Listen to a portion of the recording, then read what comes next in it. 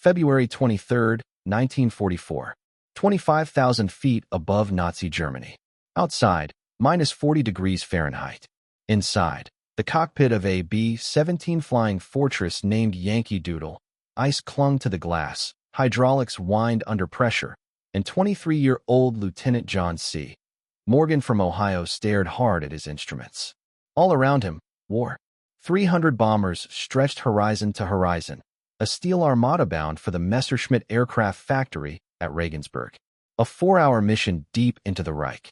In 4 minutes, Morgan's aircraft would become a flying coffin. And he knew it. But he would not abandon his crew. The day had started like any other mission. 0600 hours. Thorpe Abbotts Air Base, England. 10 men boarded Yankee Doodle, each with their rituals. Boots tied tight, charms kissed, oxygen lines checked twice.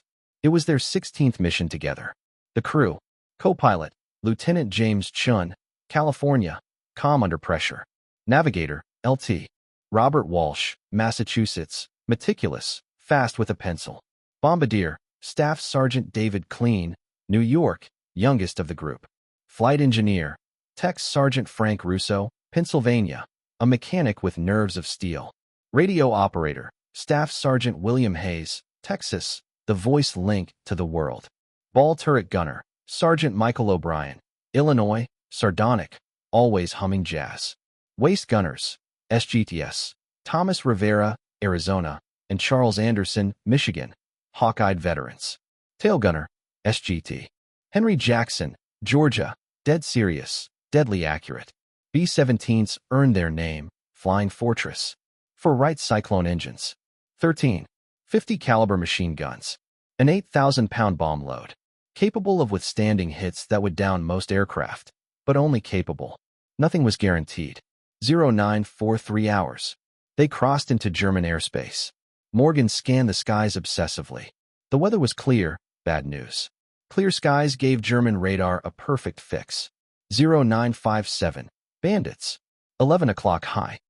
Jackson's voice crackled through the intercom, flat, but tight. FW-190s came screaming down through the formation like hawks into pigeons. Cannons blazing, engines howling. Tracer rounds stitched the air. Morgan felt Yankee Doodle shudder, 20mm shells tearing through the aluminum fuselage. Russo in the top turret fired back furiously, hot brass raining down around Morgan's feet. Then silence. The first wave passed. Quick check. System stable. Minor damage. No casualties. A miracle. 1012. Second wave, worse. BF-109s came from multiple angles. A coordinated attack. No flinching now, Morgan held the bomber steady. To hit the target, the aircraft had to fly level. Zigzagging would save lives, but scatter the bomb pattern. Every instinct screamed to dodge. But the mission came first. 50 feet to port, a bomber, Memphis Belle II, took a direct hit. Its engine burst in flame. It nosedived, trailing smoke. Morgan counted 3 parachutes. 3. 7 more never made it out. 1018. Disaster. A BF-109 came in straight at them, point blank. 20mm shells tore through the nose compartment like paper. Plexiglass shattered. Clean, the bombardier, died instantly. Walsh, the navigator, was shredded with shrapnel and collapsed forward over his maps. Shells raked beneath the cockpit. The floor jolted violently. Hydraulics gone. Number 2 engine caught fire. Number 1 started to smoke. The entire left wing crippled. Chun wrestled the controls beside Morgan. We're losing pressure. Hydraulics are gone. His voice was steady, professional, terrifying. Yankee Doodle was falling out of formation, bleeding altitude, engines dying, flames licking the wing. Standard procedure was clear. Ring the bailout bell. Evacuate. Save who you can. But the intercom was gone. The rear gunners, Rivera, Anderson, Jackson, had no idea how bad it was. If Morgan bailed, they'd die without ever knowing they were supposed to jump. He looked out at the flat, frozen sky. They were 90 miles inside enemy territory. A burning, barely flying fortress. But he made his decision. He wasn't leaving. Not yet. Inside the burning B-17, time became a weapon. Lieutenant John Morgan stared at the bailout bell, his hand frozen above it. If he rang it and jumped now, he might live. But the men in the back? No chance. The tail section was isolated. The intercom was dead. By the time the aircraft lost control, they'd never make it to the hatches. Morgan looked at Chun. Nothing needed to be said. The co-pilot understood. Someone had to hold the aircraft level, long enough for the others to escape. That someone was the aircraft commander. Morgan gave a simple order. Get them out. Chun hesitated for just a second, then unbuckled his harness and climbed back through the smoke-filled fuselage. He would deliver the order in person. Now, Morgan was alone in the cockpit of a dying fortress. The left wing was burning. The number 2 engine had become a jet of flame, shooting fire back along the wing route. Thick black smoke poured in through broken panels. The control column jerked in Morgan's hands. The aircraft wanted to roll left. He gritted his teeth and hauled it level. Flames now clawed toward the fuselage. 60 seconds. The altimeter unwound fast. They were dropping at 500 feet per minute. If the nose dipped, the bomber would fall into an unrecoverable dive, trapping anyone still aboard in a centrifugal tomb. Morgan knew this, and still he stayed. 90 seconds. Through the open cockpit door, he saw Chun moving fast, grabbing men, pushing them toward hatches. Rivera and Anderson gone. 2 parachutes already out. 7 more to save. Flames reached the fuel tanks in the wing. With a dull whump, the fire intensified. The aluminum skin blistered and peeled back like paper. Through the gaps, Morgan could see bare structure, ribs glowing red-hot. He knew what came next. The wing would fail. 2 minutes. They dropped through 19,000 feet. The oxygen system no longer mattered. They were deep in enemy territory. German fighters would return soon. But for now, a brief reprieve. Chun reappeared in the doorway, breath ragged. Everyone's headed for the hatches. He moved for his parachute. Morgan didn't flinch. Count to 30, he ordered. Make sure they're clear. Chun shook his head. We don't have 30 seconds. Morgan stared at him. Then make it 20. Now go. Chun vanished again. 3 minutes. Altitude, 17,000 feet. The left wing looked like it had been forged in hell, structural spars glowing, skin gone. The entire plane creaked with strain. The wing was flexing. Morgan held on. He had made a promise, if not to bring them home, then to give them a chance. 3 minutes, 30 seconds. Crack. A sound like a rifle shot. The main wing spar snapped. The entire left wing folded upward at a 45-degree angle. The aircraft lurched violently. Morgan gripped the control column with both hands, fighting the inevitable. 3 minutes, 45. The bomber entered a spin. It was over. Morgan let go. There was nothing more he could do. He unbuckled, grabbed his parachute, and began crawling toward the escape hatch. The spinning bomber dragged at him. G-forces tried to pin him against the bulkhead. Everything tilted, shrieked, and shook. For minutes, he reached the hatch. Wind howled through the fuselage, tearing at him. Below, Germany spread out in quilted fields and deep forests. He threw himself into the sky. For a second, silence. Then, the jerk of the parachute deploying, snapping his body upward. The wind returned, this time gentler, like breath instead of scream. Above him, Yankee Doodle broke apart. The wings ripped free. The fuselage split in half. The tail separated. Debris spiraled downward across 5 square miles of German countryside. Morgan looked around, turning slowly under canopy. The sky was littered with parachutes. 1, 2, 3, 4, 5, 6, 7, 8, 9. He counted again. 9. Which meant 10 men had gone up. 10 had jumped. They all got out. Alone behind the lines. Part 3, rewritten. All 9 surviving crew members had escaped. Everyone except Clean and Walsh, who had died in the nose during the first attack. Morgan had kept his promise. His crew was alive. But now, they were all behind enemy lines. And the war was far from over. The ground hit like concrete. Morgan landed hard in a snow-covered field somewhere in southern Germany. He rolled instinctively, absorbing the impact just like training had taught him. His parachute dragged behind him, white silk flashing in the winter sun. A dead giveaway. He yanked it in, bundled it fast, and sprinted for cover. A drainage ditch ran along the edge of the field, barely deep enough. He crammed the silk down, covered it with snow and dead grass, and moved. Survival training kicked in like muscle memory. He dropped to one knee and opened his escape kit. Every U.S. airman carried one. Inside, a silk escape map of Europe. A compass disguised as a tunic button, benzodrine tablets, Reichsmarks for bribes, high-calorie chocolate, a water purifier, collapsible rubber bottle, and a hacksaw blade hidden in his boot heel.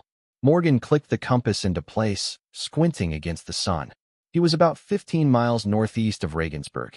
The Swiss border lay 180 miles south, neutral territory. Freedom. But crossing 180 miles of Nazi Germany, in winter, wearing a U.S. uniform, would take a miracle. First mission, disappear. Morgan scanned the landscape.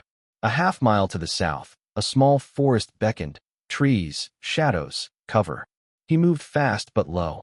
Open fields were death zones. The burning wreckage of Yankee Doodle had scattered across miles. Search teams were already forming. Civilians, Polizei, Wehrmacht troops, all armed, all hunting. He reached the tree line and ducked into the shadows, breathing hard. His leather flight jacket cut some of the cold, but he'd left his fleece-lined bomber jacket on the aircraft. It had been too bulky to jump in. Now he was starting to regret that decision. Hypothermia would kill him long before the Germans did. He pushed deeper into the woods until he found a fallen oak, its massive root system upturned like frozen fingers. Beneath the roots was a hollow, just large enough to curl up inside. He crawled in. The world went still. The cold closed in.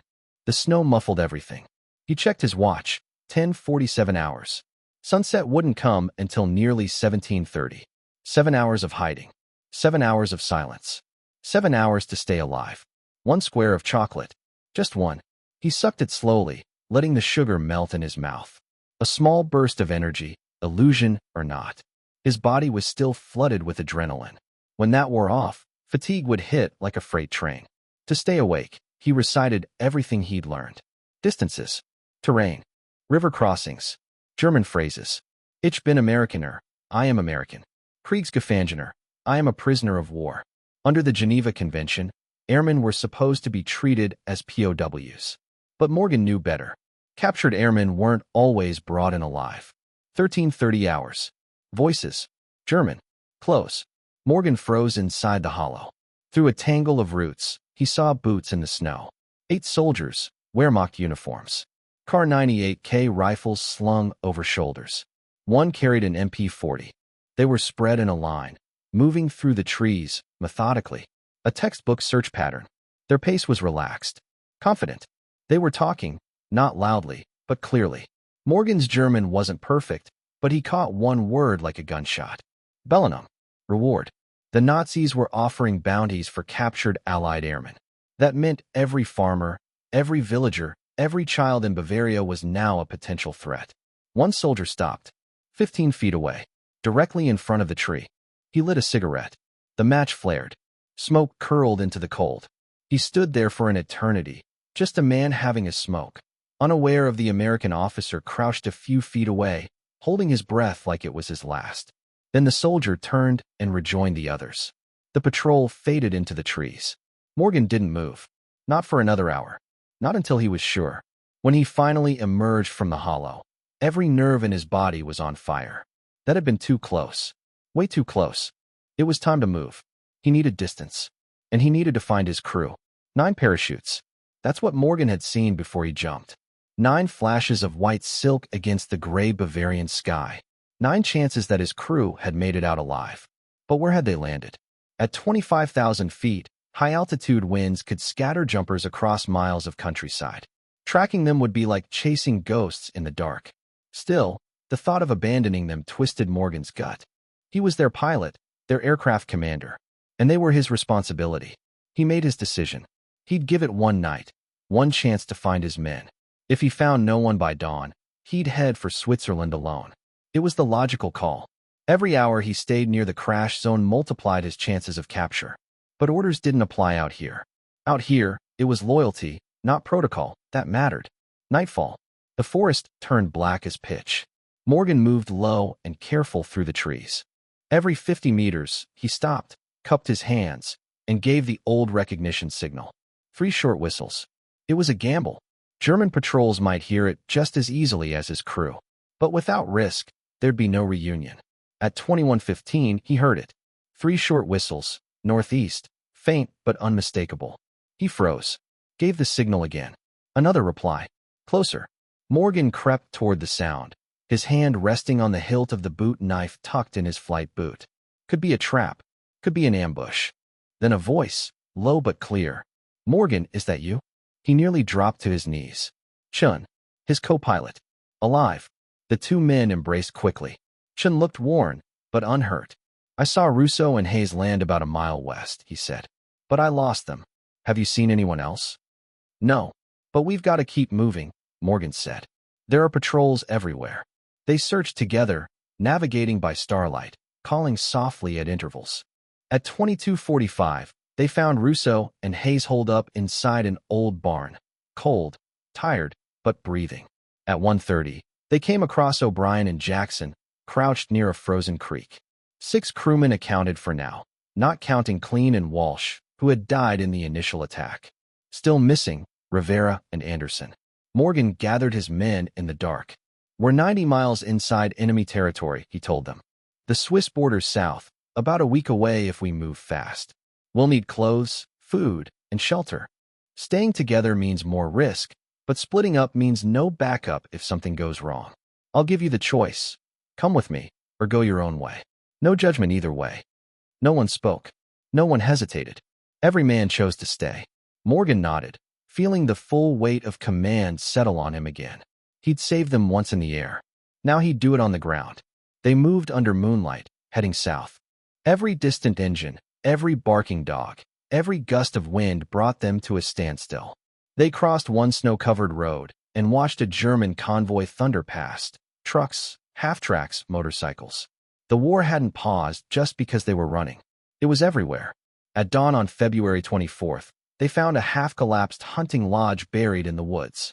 The windows were broken, the roof half caved in, but it offered shelter from the wind and eyes. They took shifts standing guard. 2 hours of sleep each. It wasn't enough, but it was something. Their chocolate rations were down to scraps. They'd need real food soon, or they'd be too weak to continue. That afternoon, it fell apart. Jackson, posted near the lodge's tree line, saw them first. 6 German soldiers moving through the forest, rifles slung, spread wide. A patrol. Too close. He whistled, 2 sharp blasts. The alarm. The Americans scattered. They dove through back windows and ran into the trees, snow spraying beneath their boots. Gunfire cracked behind them. Bullets stitched the ground around Morgan's legs as he weaved through trees, ducking low and sprinting for cover. His crew fanned out. No plan, just instinct. A shout. Then a scream. Gunfire again. Echoes through the woods. Morgan belly-crawled through brush, trying to reach the voices. He could hear the Germans barking orders. Then another scream. Someone had been hit. Then silence. Footsteps approached. Too close. Morgan pressed himself to the dirt. His heart pounded. His hand found the hilt of his knife again. He wouldn't be taken without a fight. But the boots passed him. The Germans hadn't seen him. Then he heard it. Unmistakable. "We surrender. We surrender." Chun. Captured. Morgan stayed still. He couldn't move. Couldn't fight. Couldn't help. Not yet. The Germans marched their prisoners away. From his hiding place beneath snow-covered pine, Morgan listened. Counting voices. 1, 2, 3, 4. Chun. Russo. Hayes. O'Brien. All captured. Taken. He waited long after their footsteps faded. Not until silence reclaimed the forest did he move. Every branch crackled underfoot like a rifle shot. 200 meters from the lodge, he found a snow-dusted bush trembling slightly. A figure crouched beneath it, wide-eyed and shaking. "Jackson," Morgan whispered. The tail gunner looked up, his face pale with fear or cold, probably both. "Where are the others?" Jackson asked. Morgan didn't sugarcoat it. "Captured. It's just us now. 2 men left out of 10. 2 dead. 6 in German hands. Now 2 fugitives, no food, no shelter, deep in enemy territory." The odds weren't just bad. They were nearly impossible. They moved south. 3 days. 30 miles. They traveled only by night, stealing civilian clothes from a farm's wash line, pulling potatoes from a root cellar like thieves in the dark. They slept in barns, empty sheds, even one partially collapsed stable where rats nested in the hay. During the day they hid. Cold, hungry, teeth chattering, too exhausted to speak. Each mile was a gamble. One wrong turn, one barking dog, One suspicious glance, and it was over. But they kept moving, driven by nothing but instinct and the faint hope of Switzerland. February 27th. The dawn came cold and gray, but they miscalculated. Crossing an open field under fading darkness, silhouetted against the white. A farmer saw them, shouted. Within minutes, sirens wailed. A military police truck bounced across the dirt road. Jackson looked at Morgan, his eyes sunken and resigned. They had no weapons. No more tricks. No more chances. When the truck pulled up, Morgan didn't run. He raised his hand slowly. Name: Lieutenant John Morgan. U.S. Army Air Forces. The German gendarme jotted it down in a little black book, then pointed to the truck bed. No shouting. No beatings. Just a quiet end to a long run. Captured. They were taken to a Luftwaffe base, a temporary holding center for Allied airmen. There, Morgan saw dozens of prisoners like himself, British, Canadian, American. Hollow eyes, mud-stained uniforms, blank stares. At least he wasn't alone. A Luftwaffe officer summoned him for interrogation. Fluent English, clean uniform, cold eyes. You are Lieutenant John Morgan, pilot of B-17 Yankee Doodle. Yes. Crashed near Regensburg on February 23rd. Yes. You stayed at the controls so your crew could escape. Morgan stiffened. How did they know? Then he realized his crew had talked. In captivity, under questioning. They told the truth. I did what any commander would do, Morgan said quietly. The officer regarded him a moment, then nodded, almost with respect. You'll be transferred to Stalag Luft 3. You will be treated according to the Geneva Convention. Stalag Luft 3. Morgan spent the rest of the war behind barbed wire. 15 months. He survived on watery soup, black bread, and scraps.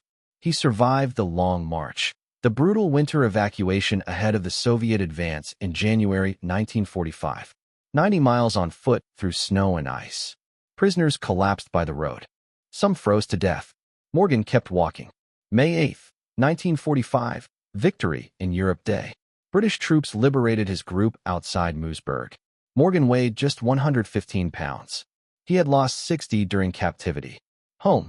When Morgan returned to the United States, he finally learned the full fate of his crew. Clean and Walsh had died in the initial attack. Chun, Russo, Hayes, O'Brien, Rivera, and Anderson all survived as POWs. Jackson, captured with him, had made it home. 8 out of 10 returned. Because Morgan gave them the time to escape. Recognition. For his actions on February 23, 1944, John Morgan was awarded the Distinguished Flying Cross. The citation read, with complete disregard for his own safety, Lieutenant Morgan remained at the controls of a critically damaged aircraft to ensure his crew had time to escape. His actions directly saved 9 lives. But Morgan never saw himself as a hero. I was just doing my job, he said later. I got lucky. Perspective. What Morgan endured was extraordinary, but tragically not uncommon. The B-17 Flying Fortress became a symbol of American air power. Over 12,000 built, dropping nearly half of all Allied bombs on Germany. But those numbers came at a terrible price. Only 35% of B-17 airmen survived a full 25-mission tour. 2 out of 3 never made it home. On October 14, 1943, during the raid on Schweinfurt, 291 bombers launched. 60 were shot down. 600 men lost in one day. The U.S. suspended deep bombing missions until long-range escorts could protect the formations. The B-17 was a fortress, but even fortresses burn. The danger came from every direction.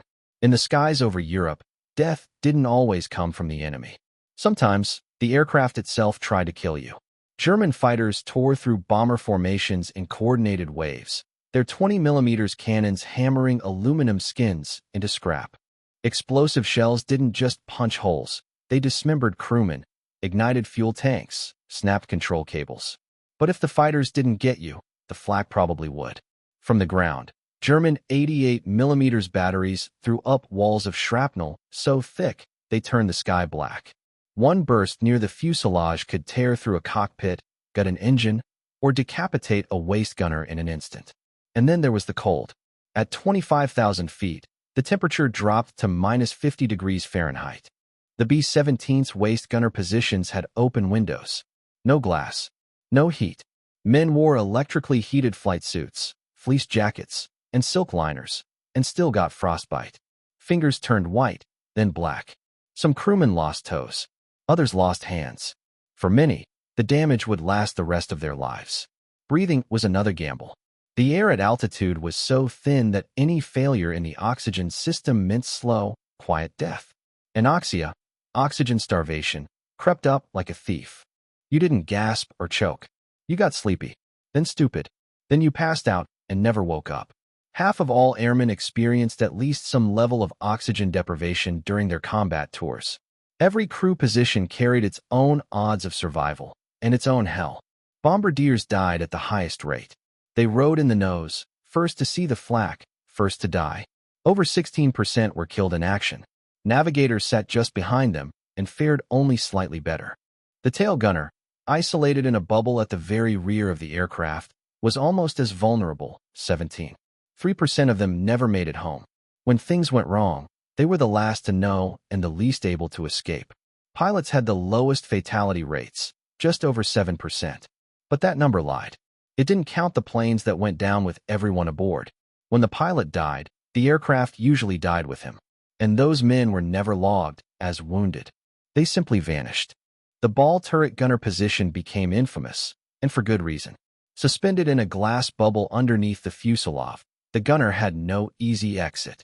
To bail out, he had to rotate the turret just right, unlock the hatch, and climb up into the aircraft, assuming the hydraulics hadn't failed and the aircraft wasn't spinning. If a B-17 broke apart in midair, the ball turret gunner rarely got out. His turret became a steel coffin. Randall Jarrell said it best in his brutal 5-line poem, The Death of the Ball Turret Gunner. When I died, they washed me out of the turret with a hose. It wasn't just combat that killed. Training claimed 8,000 American airmen before they ever fired a shot. Weather, engine failures, misjudged landings. One slip of the hand at 200 miles per hour, and 10 men never went home. Even a successful mission could feel like a suicide pact. A standard B-17 bombing run began before dawn. 0400, wake up. A breakfast of powdered eggs, burnt toast, and bitter coffee. 0500, briefing. Officers and enlisted men split into separate rooms. Target announced. Maps unrolled. The day's enemy fighters and flak concentrations revealed. The chaplain offered a prayer. Many airmen wrote letters home, sealed in envelopes marked, "If I don't come back." 0630. Trucks rolled out to the airfield. Mechanics and armorers had worked through the night. The bomb load was already slung under the belly. General purpose, incendiary, fragmentation. Each painted with chalk messages. For Berlin, or this one's for Joe. 0700, engine start. All 4 Wright Cyclone engines coughed to life, coughing black smoke into the frozen air. Multiply that by 300 aircraft, and the sky roared like a storm. Crew chiefs stood at attention, saluting the ships as they taxied. Some of them watched their friends take off for the last time. 0730, takeoff. The flying fortresses lifted into the sky one after another. Heavy, slow, majestic. They climbed in formation, each bomber spaced tightly, so close that a wrong turn could cause a midair collision. They flew like migrating geese, each aircraft protecting the next with overlapping arcs of machine gun fire. But nothing could stop what waited for them over Germany. Of the 12,000 B-17s built during the war, more than 4,700 were shot down. Over 37,000 airmen died in the 8th Air Force alone, more than the entire Marine Corps lost in the Pacific. On one mission to Schweinfurt in 1943, 60 of 291 bombers failed to return. That's 600 men, gone, in a single day. It was so bad, the Air Force temporarily suspended daylight rates. They had no choice. They were running out of crews. The reality was simple. You didn't survive in a B-17 because you were better. You survived because you were lucky. You survived because the flak burst 5 feet to the left. Because the fighter's cannon jammed. Because a wing held together 5 seconds longer than it should have. John Morgan understood this. He'd lived it. He stayed at the controls of a dying aircraft, in flames, 5 miles above enemy territory, to give his men a chance. For minutes at the controls. 9 lives saved. 1 man left behind enemy lines. He would never call himself a hero. But the men he saved and the nation he served never forgot. There was a rhythm to death in the air war over Europe. It started in the dark. Pilots woke before dawn. Engines roared awake by 0700, and by 0730, the B-17s were rolling down the runway, heavy with fuel, bombs, and fate. Each flying fortress took off at 30-second intervals. Like massive steel birds, they clawed into the sky one after another, circling above England in wide spirals to assemble the full formation. It took an hour to build the armada, group by group, wing by wing, until 300 bombers flew in tight, geometric harmony, all without radio communication. Silence was absolute. The only guide, the shape of the sky, and the aircraft ahead. 0830. Formation complete. They turned toward the continent. Crossing the English Channel took 20 minutes. Then came France, green fields, gray towns, winding rivers. From 5 miles up, it looked peaceful. But every village, every road, every bridge below belonged to the Reich. People lived under Nazi rule, even if the trees looked the same. 0900, German airspace. The game changed. Luftwaffe radar was already tracking them. Fighter squadrons scrambled to intercept. Flak batteries readied along the projected flight path. Everyone in Germany knew what 300 bombers meant. Something, or someone, was going to die. 0930. Contact. The first wave of fighters hit. FW-190s and Bf-109s screamed down from altitude, diving through the formation like wolves attacking a herd of buffalo. Head-on attacks were the deadliest. Fighters closed at a combined speed of 400+ miles per hour. Both sides opened fire in a split-second duel. If the fighter missed, it flashed past in a blur of wings and smoke. If it didn't, the bomber fell away trailing flame. 1000. The flak corridor. As the formation neared the target, flak batteries on the ground opened up. German 88mm shells burst at preset altitudes, filling the sky with clouds of steel. Black puffs dotted the air like smoke from 1,000 invisible cigars. You couldn't dodge flak. Bombers had to fly straight and level to keep the bomb pattern accurate. This was the moment aircrews felt the most helpless. No evasive action, no control, just blind faith that the next burst wouldn't hit your fuel tank, your cockpit, your best friend. 1015. Bomb run. The bombardier took over. Peering through the top-secret Norden bomb site, a device so sensitive crews were trained to destroy it if captured, he called corrections. Left 5, steady, steady. The crosshairs drifted onto the target. Factories, fuel depots, rail lines. Bombs away. The aircraft lurched upward, several tons lighter. Black specks fell from the belly of each bomber. Destruction on a timer. Then came the turn for home. 1020. Escape. Once the bombs were gone, pilots broke formation, banking hard away from the flak zone. But the mission wasn't over. The Luftwaffe waited for stragglers, bombers too slow, too damaged to keep up. These wounded fortresses were easy prey. Many wouldn't make it home. The return took 2 hours. Engines coughed, fuel tanks leaked, and fuselages flapped like torn canvas. Some aircraft flew home on 2 engines. Some limped across the channel with holes in their wings large enough to crawl through. Some came back with silent guns, frozen hydraulics, or blood-soaked interiors. Others didn't come back at all. 12:30, England in sight. The white cliffs of Dover. Every man on board exhaled. But the danger didn't end with the mission. Many aircraft crashed on landing, blown tires, missing brakes, jammed controls. Runways turned into triage zones. Ambulances waited. Fire trucks stood by, engines already running. 1300, debriefing. Crews climbed off their aircraft in silence, bone-weary. They were questioned immediately. How many fighters? Where was the flak thickest? Did you hit the target? Did anyone bail out? The answers were compiled, mapped, and studied. Intelligence for the next day's war. 1400 rest, if you could call it that. Men tried to sleep. Some succeeded. Others drank. Others stared at the ceiling, thinking about the empty bunks in their barracks. Letters that wouldn't be mailed. Laughs that would never come again. There was always another mission, tomorrow or the next day, until you reached 25. That was the magic number. 25 missions. If you survived them, you rotated home. John Morgan and his crew had flown 15. The mission on February 23rd 1944 was their 16th. They were more than halfway home. But that morning, their luck ran out. Yankee Doodle became a fireball at 25,000 feet. Morgan sat at the controls for 4 eternal minutes, knowing his bomber carried 2,000 gallons of fuel, 5,000 pounds of explosives, and ammunition for 50 caliber machine guns, all of it on fire. Every second, the aircraft could have exploded. He'd seen it before. 1 second, a B-17 was flying next to you. The next, it was gone. A bloom of flame, smoke, wreckage falling like snow. No chutes. No hope. Morgan knew the odds. He stayed anyway. For minutes. 9 men escaped. That's the line between life and death in this war. And for the men who lived, that line had a name. Lieutenant John Morgan. Pilot. Leader. Survivor. John Morgan chose to stay. For engines, 2 gone, 1 on fire. A fuselage full of flames, fuel, and explosives. No control, no way out, no time. But he stayed anyway. Not because he wanted to be a hero. Not for glory. Not because it was in a manual. He stayed for seconds, just a few precious seconds, to give his crew a chance. And it worked. 9 men got out of a bomber that was already half a fireball. 9 men who would have died without those 4 minutes. There were no speeches. No music. No orders barked.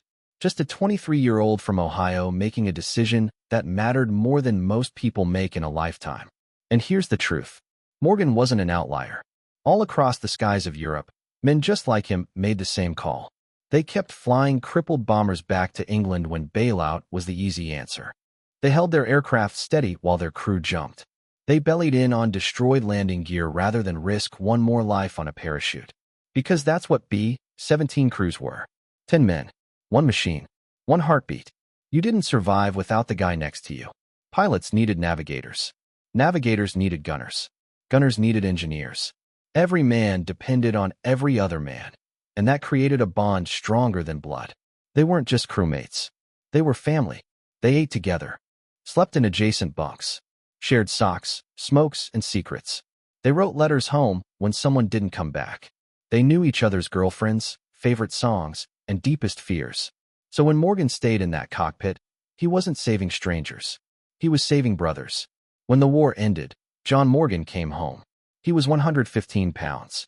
A ghost of the man who had gone overseas, bones wrapped in a uniform, hollowed out by 15 months of starvation, cold, and captivity. His own mother didn't recognize him at first. Doctors said he was lucky. No permanent physical damage. But they didn't see the rest. He flinched at sudden noises. He couldn't sleep in the dark. He had nightmares that never left. Flame in the sky, metal twisting, parachutes that didn't open. Those wounds didn't show up on x-rays. In June 1945, Morgan received the Distinguished Flying Cross. A bronze cross with a propeller at its center. A blue ribbon with red and white stripes. The citation detailed his actions on February 23, how he remained at the controls of a burning aircraft to save his crew. The ceremony took place at Wright Field in Dayton, Ohio. His family came. So did some of his crew. Chun, Russo, Hayes, all the men who had made it back. The medal was pinned to his chest. The officer shook his hand. Everyone applauded. But Morgan felt nothing. No pride. No joy. Just emptiness. He'd gotten a medal. Clean and Walsh had gotten coffins. After the ceremony, Morgan tried to put the war away. He went to college on the GI Bill. Studied engineering. Married Sarah in 1947, a woman who had riveted wings on B-24s during the war. They had 3 kids. A house. A life. But he never talked about the war. When his children found the medal in the drawer and asked about it, he changed the subject. He buried it deep. Like so many did. Decades passed. He worked. Built bridges. Raised kids. But the war never really left. In the 1970s, the reunion started. B-17 crews gathering to tell old stories, swap photos, remember the friends who didn't make it back. Morgan went to one in 1976. First time in 30 years. He saw Chin again. Russo. Hayes. They talked for hours. About the camps. The marches. The long road home. And for the first time, Morgan spoke about those 4 minutes. Chin told him something he hadn't known. When Chin had gone to evacuate the rear, some of the crew refused to jump. They wanted to stay, to help Morgan keep the bomber flying. They'd seen what he was doing. They knew the risk. and they were willing to die with him. Chen had to physically shove them toward the hatch. They would have gone down with you, Chen said quietly. That's how much they trusted you. Morgan sat there in silence. Let the weight of that truth settle in. Not just what he had done, but what it had meant. Because heroism isn't just measured by medals. It's measured by the people who would have died for you and lived because of you. After the war, Morgan's story didn't end, it echoed.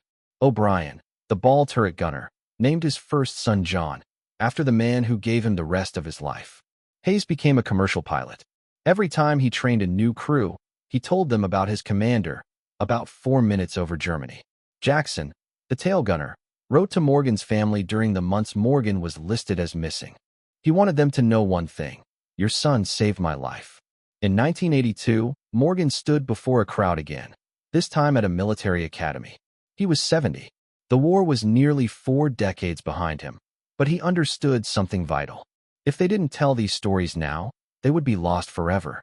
He stood at the podium, looking out at the faces in uniform, young, eager, untested, the same age he'd been when he climbed into Yankee Doodle for the last time.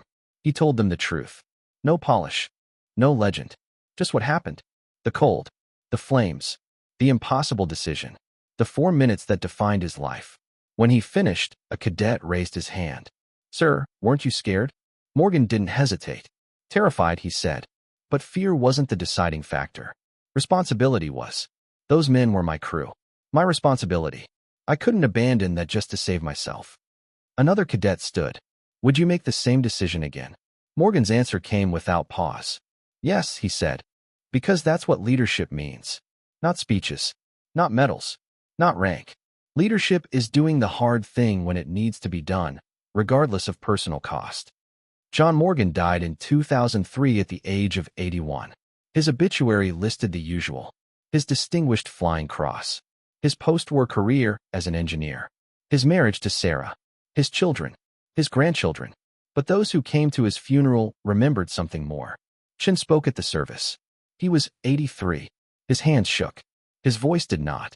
John Morgan gave me 58 years I wouldn't have had. My children wouldn't exist. My grandchildren wouldn't exist. Everything I am, everything my family is, exists because one man made a choice in a burning cockpit over Germany. That's his legacy. The other crewmen, Russo, Hayes, O'Brien, echoed his words. They were old now, bent by time, but their memories were sharp. They hadn't forgotten. They wouldn't forget. The B-17 Flying Fortress helped win the war. It dropped more bombs on Germany than any other American bomber. It became a symbol of the air war, and the men who flew them became legends. But the numbers behind the legend are staggering. 12,731 B-17s built. More than 47,000 casualties in the 8th Air Force alone. 26,000 killed. 21,000 taken prisoner. Statistically, most men who boarded a B-17 didn't make it through 25 missions. Some never came back from their first. The air war over Europe was a meat grinder. These men flew anyway.